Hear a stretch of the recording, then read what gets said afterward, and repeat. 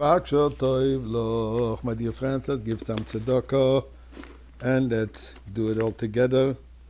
Especially today, this day which the world calls Mother's Day. Although I think it's important to emphasize that in Judaism, Mother's Day is not one day a year where you take your mother out for lunch or you bring a few flowers.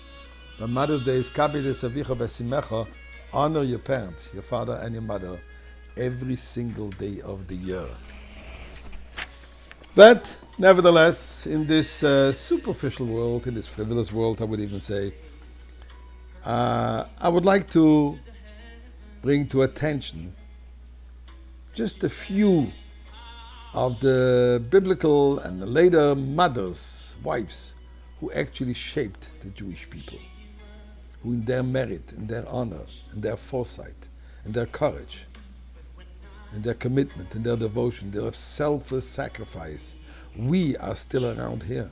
And we will be all the way to Moshiach, as it says, it's in the merit of the pious women, the mothers, that we were freed of Egypt and we will be freed from Egypt. So let me just go through a few. When Yishmael taunted Yitzchak about the inheritance, claiming that he is the oldest, he's the firstborn. And when their father Yitzchak did not accept Yishmael's claim to be the firstborn, Yishmael started putting Yitzchak's life in danger. He was shooting arrows in his direction. And then he engaged in murder, idolatry, and adultery. Really, Yishmael. When Sarah saw that, she said, I have to protect my child spiritually and physically, and saw to it that Yishmael should move on. Later on, when Yitzchak was going to bless Esav, Mother Rivka intervened, and she made sure that those blessings should go to Yaakov. Thus we have those blessings.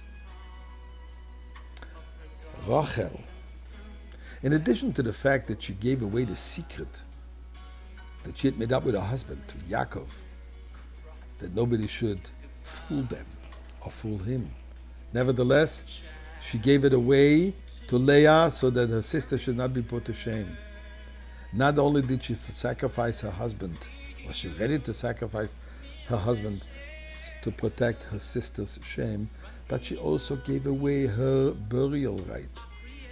And as Yaakov says, he buried her on the road, so that when we went into exile, Rachel mevakal boneh, Rachel is crying for her children until today. And God promised, don't worry, there will be a reward to your cries. There will be a result for your cries, and that's the ultimate redemption. Miriam, Moshe Rabbeinu's sister, she was the reason for Moshe Rabbeinu to appear. The birth of Moshe Rabbeinu was thanks to her impressing and influencing her parents to have more children. Moshe Rabbeinu was born. And then she looked out for him. And as I said, she looked from far in the distance, in the future, seeing that Moshe Rabbeinu is going to be the one who is going to redeem us from Egypt, who is going to save us from Egypt, give us the Torah. All thanks to Miriam. Moshiach, where is he coming from? Ruth. Who is Ruth? Ruth was a famous convert, a shy and a modest woman. Her mother-in-law, the prophetess Naomi, informed her that King David would be the product of her union with Boaz, her benefactor, and instructed her to go lie down by his feet as he slept in his bed, a brazen act which was completely against her entire being. Yet she subjected herself to possible personal shame, mortification, and even possible rejection by her benefactor for the benefit of the Jewish people and the eventual redemption. Hannah, the mother of her 7 sons, who urged her children, who is the example of self-sacrifice for the service of God and not, God forbid, to look like you're worshipping idols. Broria, Rabbi Meir's wife, a brilliant scholar in her own right, convinced Rabbi Meir of changing his approach to dealing with ruffians.